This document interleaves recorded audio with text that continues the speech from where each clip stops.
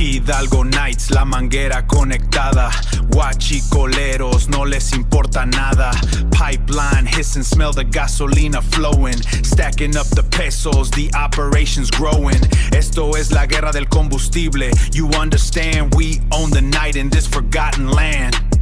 We own the night in this forgotten land. We own the night in this forgotten land. Órale.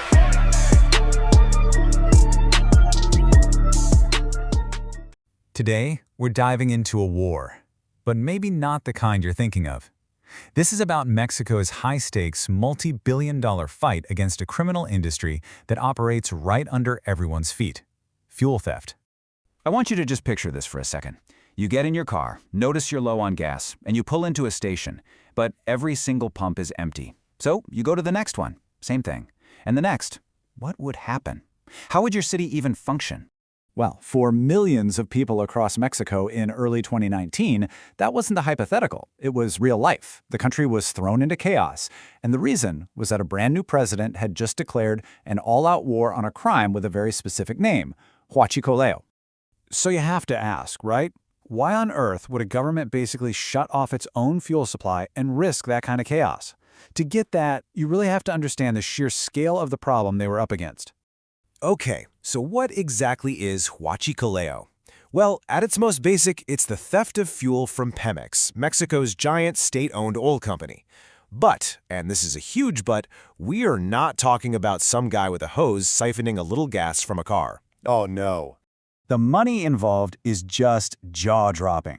In 2018 alone, Pemex lost an estimated $3 billion from this theft.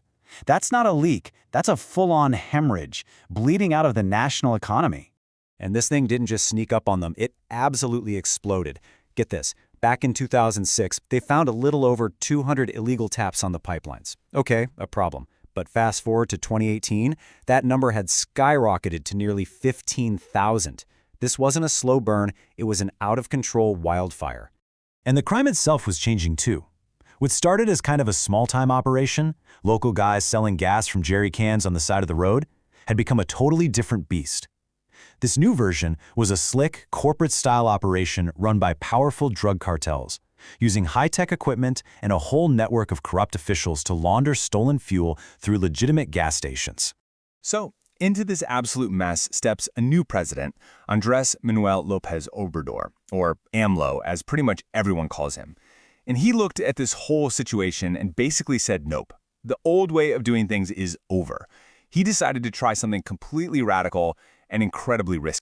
See, AMLO's whole approach was different. He didn't frame this as a simple fight against criminals. For him, the real battle was against corruption deep inside his own government. As he put it, there was just no way you could steal billions of dollars of fuel without a lot of help from people on the inside. And he did not waste a single second. Just weeks into his term, he launched his plan. First, he did the unthinkable. He literally shut down major fuel pipelines, forcing everything to move by slower but more secure tanker trucks. Then he sent in the military, 4,000 troops, to guard the pipes. At the same time, he went after the insiders, launching huge investigations while making this crime a serious felony with no chance of bail. And the impact was immediate. The crackdown started right before Christmas, and by early January, the country was grinding to a halt. The pipeline shutdown caused massive gas shortages. We're talking lines of cars that snaked for miles.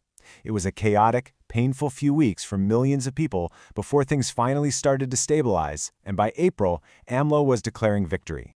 But was it really a victory? Well, that's where the story gets really interesting, because politically, it was a genius move. But for the economy, and maybe even for fighting crime, the results were a lot more of a mixed bag. You'd think causing that much disruption would make a president incredibly unpopular, right? Nope. The exact opposite happened. Despite the long lines, despite the economic pain, the public was overwhelmingly on his side. An incredible 86% of Mexicans agreed with what he was doing. They were willing to suffer because they believed he was finally tackling the real problem: corruption. And this contrast is just amazing. Just 2 years earlier, a different president raised gas prices by 20%, and people rioted. His approval rating tanked. But when AMLO came along and created a physical shortage of gas, He framed it as a noble fight against the corrupt elite. And guess what? His approval rating actually went up. It's a masterclass in the power of a political narrative. But that political win definitely came at a steep price. In just 3 of the hardest-hit states, businesses lost over $1 billion pesos. The entire supply chain was broken. I mean, think about farmers who couldn't get fuel for their equipment. It was a huge economic blow. And here's maybe the most ironic twist of all. The crackdown was supposed to crush the criminals, right? Well, some analysts argue it might have actually helped the biggest cartels. By making it so hard to physically steal fuel, it weeded out all the smaller, local thieves. But the huge, powerful cartels, they had other sources of income. They were strong enough to survive the disruption. The government might have accidentally cleared out the competition for them. So no, the war on fuel theft did not end in 2019. Not by a long shot. Because these criminal organizations, they're like any smart business. When you hit them with a challenge, they don't just fold. They adapt. They evolve. All of a sudden, it was way too risky to be out in a field drilling holes in pipelines.